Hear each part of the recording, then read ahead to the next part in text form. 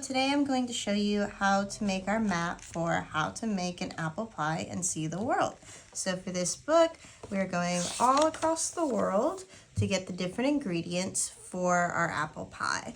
Now, when we're using our map to do this, my map has a couple of different books on it, but for the apple pie, we're going to focus on the ingredients. So each page of our apple pie book is going to specifically tell us that we need to go to Italy and we will gather some wheat.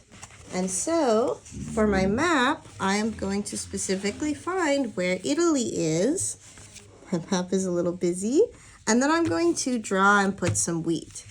The students can decorate however they like and find the many different ingredients our book has, like our cinnamon from Sri Lanka and our milk from England, as well as they can even decorate like the title and make a pie, and have our apples from Vermont, our sugar cane from Jamaica, and if they want, they can also make a list of the